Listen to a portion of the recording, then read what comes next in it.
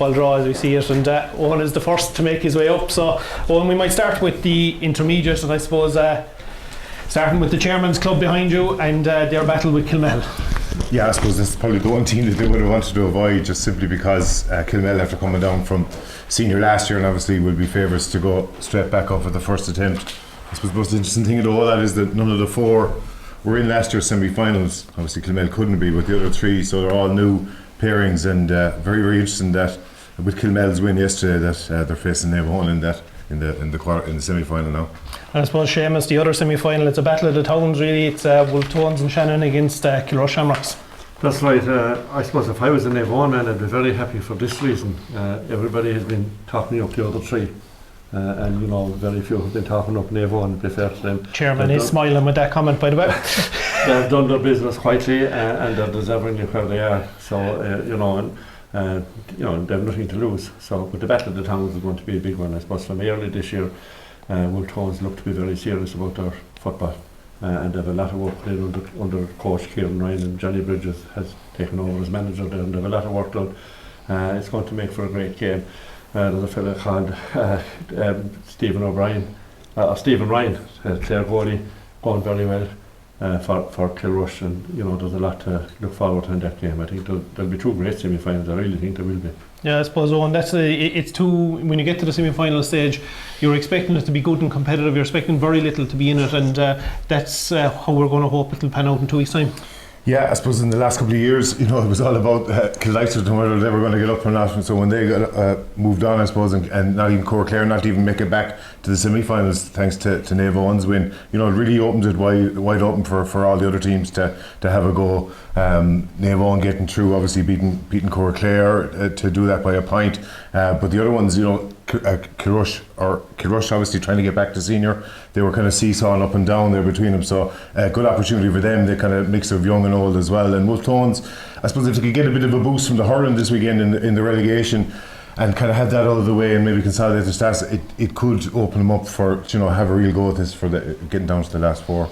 And I suppose Seamus, turning our attention into the senior draw, after all the excitement on Saturday evening, I suppose we had Cracklaw game going down to the last kick, then we had extra time in the Aero game following it, and now they're going to see each other in 2 weeks.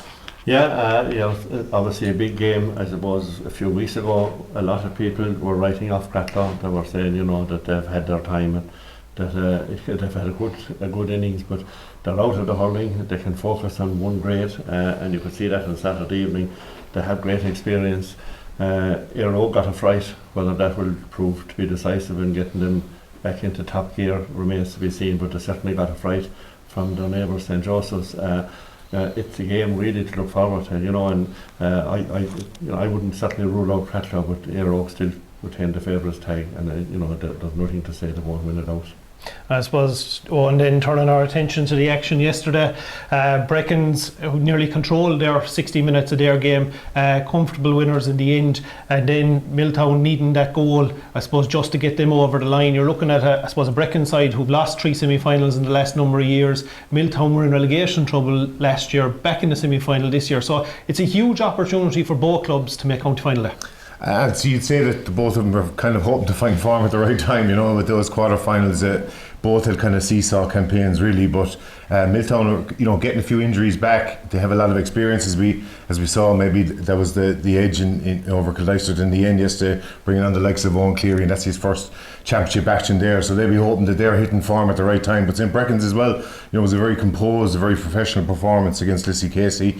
We'd seen the good and the bad from them so far in the championship, but they seem to that kind of sense of control and maturity from what we knew was a young team, but now is going to be their third semi-final in 4 years. So it's a fascinating one. They played in the quarter-final a couple of years ago, if I'm not mistaken, and Breckons won that one. So I think it makes for an intriguing one, really. And I suppose if we were to ask you to put your heads on the block, can you call your intermediate and senior champions for 2023 from here?